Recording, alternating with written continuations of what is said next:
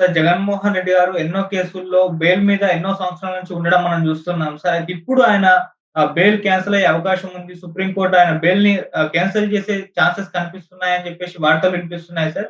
Even ED, సీబీఐలు కూడా bail cancel petition supreme కోర్ట్‌లో ఎయబోతున్నారని చెప్పేసి కూడా అంటున్నారు. మరి పిటిషన్ ఏస్తారా? బెయిల్ క్యాన్సెల్ చేసే అవకాశం ఏమన్నా ఉందా? మళ్ళీ జగన్మోహన్ రెడ్డి గారు జైలుకి వెళ్ళే అవకాశాలు కనిపిస్తున్నాయా సార్?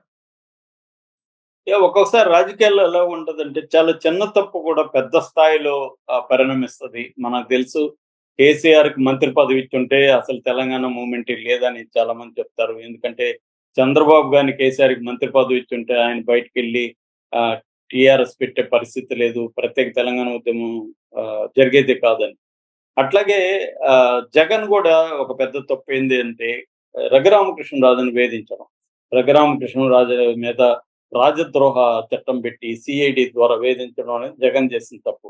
దానివల్ల ఒక ఎనిమీని జగనే తయారు చేసుకున్నాడు. దానివల్ల రఘురామకృష్ణరాజు జగన్ని ఒక రకంగా ఎవరు ఇబ్బంది పెట్టనంతగా పెడుతున్నాడు.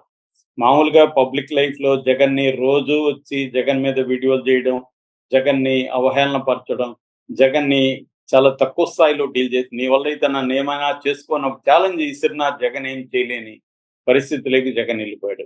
సో ఈ కాంటెక్స్‌లో రఘురామకృష్ణరాజు జగన్‌కి సంబంధించి 2 పిటిషన్‌లని సుప్రీం కోర్టులో ఏసాడు. యాక్చువల్‌గా ముందు హైకోర్టులో ఏసాడు. హైకోర్టు అతనికి నీకు సంబంధం ఏంటి ఈ కేసుతో అని కొట్టేసింది. దాంతో ఆయన సుప్రీం కోర్టుకేసాడు. సుప్రీం కోర్టు ఆహ్, డి డివై చంద్రచూడ్ బెంచ్ అంటే చీఫ్ జస్టిస్ బెంచ్ దాన్ని యాక్సెప్ట్ చేసింది. విచారణ జరుగుతుంది. ఆ 2 పిటిషన్‌లు ఏందంటే, ఒకటి జగన్ 11 సంవత్సరాలుగా ఈడీ అండ్ సిబిఐ కేసుల్లో దాదాపు 18 కేసుల్లో ఆయన బెయిల్ మీద తిరుగుతున్నాడు. బెయిల్ రద్దు చేయాలి.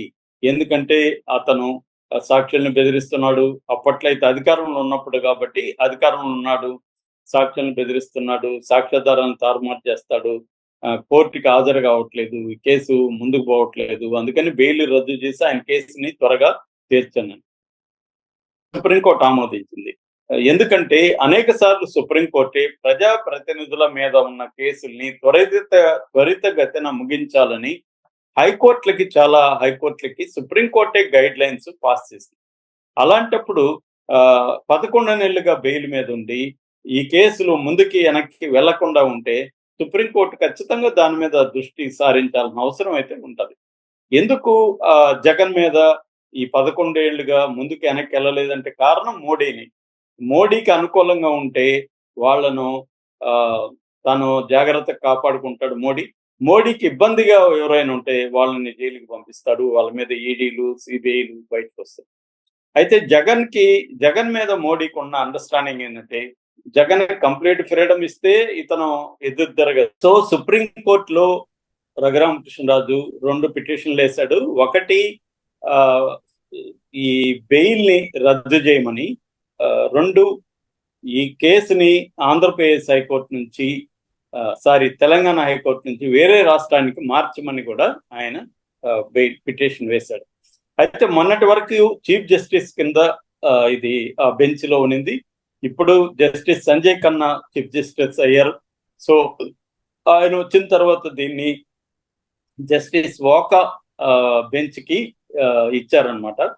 సో ఈ ఓకా బెంచ్ లో సంజయ్ కుమార్ అనే ఒక జడ్జి గారు ఉన్నారు. ఆయన నాట్ బిఫోర్ మీ అని పెట్టాడు. నాట్ బిఫోర్ మీ అంటే మామూలుగా బెంచ్లకు సంబంధించి కొన్ని కేసులు వచ్చినప్పుడు ఇది నాకు వద్దు, నేను దీన్ని చూడను అని కొంతమంది జడ్జిలు చెప్తారు. దానికి రకరకాల కారణాలు ఉంటాయి. సంజయ్ కుమార్ ఏమంటే గతంలో ఆయన ఇక్కడ పనిచేస్తాడు కాబట్టి ఆంధ్రప్రదేశ్లో, ఆంధ్రప్రదేశ్ చెందిన వ్యక్తి కాబట్టి నేను ఈ కేసుని చూడడం కరెక్ట్ కాదని ఆయన తప్పుకున్నారు. ఇప్పుడు దాన్ని వేరే బెంచ్ కి ట్రాన్స్ఫర్ అవుతుంది. డిసెంబర్ 2న ఇది విచారణ జరుగుతుంది. అయితే ఇప్పుడు ఇక్కడ ప్రధానమైన అంశం ఏంటంటే ఈడీ అండ్ సిబిఐ కూడా పిటిషన్లు వేయబోతున్నాయి అనేది కొత్త వార్త. సో ఏమని వేయబోతున్నారంటే బెయిల్ రద్దుకి వాళ్ళు కూడా రికమెండ్ చేస్తున్నారు. మామూలుగా బెయిల్ రద్దుకి కారణాలను చెప్పాలి. మామూలుగా ఒక వ్యక్తికి బెయిల్ ఎందుకు ఇస్తారు అంటే ఈ వ్యక్తి సాక్షుల్ని తారుమారు చేయడు, అంటే సాక్షుల్ని బెదిరించడు, లేకపోతే ప్రలోభపరచడు, సాక్ష్యాధారాలని తారుమారు చేయడు, లేకపోతే ఫ్లైట్ రిస్క్ అంటారు. ఫ్లైట్ రిస్క్ అంటే విదేశాలకు పారిపోవడు, ఇలాంటి కారణాలు. అంటే బెయిల్ ఎప్పుడు రిజెక్ట్ చేస్తారు, విదేశాలకు పారిపోతాడు, లేదా సాక్షుల్ని బెదిరిస్తాడు, ప్రలోభపరుస్తాడు, లేదా సాక్ష్యాధారాల్ని తారుమారు చేస్తాడు. ఈ 3 కారణాలతో బెయిల్ ఇవ్వరు. ఈ 3 కారణాలు జగన్కి లేదు. ఎందుకంటే అతను ఆల్రెడీ అప్పట్లో ఎంపీగా ఉన్నాడు. కాబట్టి అతను దేశం వదిలిపోయే ప్రసక్తి లేదు. రెండోది సాక్ష్యాధారాలను తారుమారు చేసే పరిస్థితి కూడా లేదని కోర్టు నమ్మింది. ఆల్రెడీ 16 నెలలు జైల్లో ఉన్నాడు. కాబట్టి కోర్టు అతనికి బెయిల్ ఇచ్చింది. అయితే ఎందుకు ఇన్వెస్టిగేటివ్ ఏజెన్సీలు దీన్ని ముందుకు తీసుకెళ్లి ట్రయల్ కన్నా తీసుకెళ్లాలి, లేదు మా దగ్గర సాక్ష్యాలు లేదని క్లోజర్ పిటిషన్ అంటారు. చాలా సార్లు బీజేపీలో చేరిన ప్రత్యర్థుల మీద ఉన్న కేసుల మీద ఈడీ కానీ సిబిఐ కానీ క్లోజర్ పిటిషన్లు వేసేస్తారు. అంటే మా దగ్గర ఇంకా ఇన్వెస్టిగేట్ చేశాము, ప్రాపర్ ఎవిడెన్స్ కలెక్ట్ చేయలేకపోయినాము అని క్లోజ్ చేసామని అడుగుతారు. క్లోజ్ చేసేస్తాయి కోర్టులు. కానీ జగన్ది క్లోజ్ చేయలేదు, ముందుకు వెళ్ళలేదు. అంటే ఏంటి, జగన్ మీద మోడీకి ఉన్న అండర్స్టాండింగ్ ఏమంటే ఇతను కంప్లీట్ ఫ్రీడమ్ ఇస్తే మనకు దూరం అవుతాడు, మనం జగన్ ని గ్రిప్ లో పెట్టుకోవాలి అని చెప్పి జగన్ మీద కేసుల్ని అలాగే కత్తుల్లాగా జగన్ తల మీద వేలాడి తీసినాయన్నమాట. ఇప్పుడు చంద్రబాబు మీద కూడా అంతే. చంద్రబాబు మీద కూడా కంప్లీట్ కేసులు పక్కకెళ్ళవు. ప్రతి దగ్గర తీసుకుంటే బీజేపీ ఏం చేస్తుందంటే తన మిత్రపక్షాల చెందిన రాజకీయ నాయకుల మీద కేసులు పెడుతుంది. సో అలాగా ఇప్పుడు జగన్ చంద్రబాబు ఫేవర్ చేయాలంటే ఖచ్చితంగా జగన్ బెయిల్ క్యాన్సిల్ చేసి జగన్ ని జైలుకి పంపించాల్సిన అవసరం బీజేపీకి ఉంటుంది. ఇది చంద్రబాబు ఏ మేరకు మోడీని ఒత్తిడి చేయగలడు అనే దాన్ని బట్టి ఆధారపడి ఉంది జగన్ లైఫ్. అంటే చంద్రబాబు పరపతి మోడీ దగ్గర ఎంత ఉంది అనే దాన్ని బట్టి జగన్ జైలుకి వెళ్తాడా వెళ్ళడా అనేది డిసైడ్ అవుతుంది.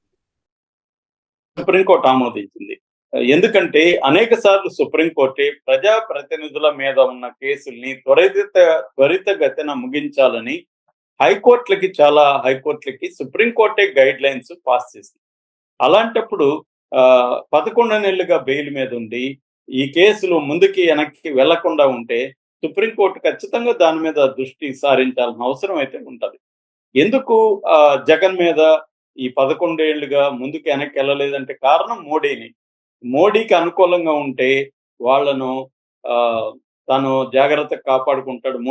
మోడీకి ఇబ్బందిగా ఎవరైనా ఉంటే వాళ్ళని జైలుకి పంపిస్తాడు. వాళ్ళ మీద ఈడీలు సిబిఐలు బయటకు వస్తాయి. అయితే జగన్ మీద మోడీకి ఉన్న అండర్స్టాండింగ్ ఏంటంటే జగన్ కంప్లీట్ ఫ్రీడమ్ ఇస్తే ఇతను ఎదురుదరగదు. సో అంటే చంద్రబాబు ప్రజలకి తలెగ్గితే జగన్ జైలుకి వెళ్తాడు, తల ఒగ్గకపోతే జగన్ జైలుకి వెళ్ళడు. ఇది త్వరలోనే మనకి తేలిపోయే అవకాశం అయితే కనిపిస్తూ ఉంది. Thank you so much.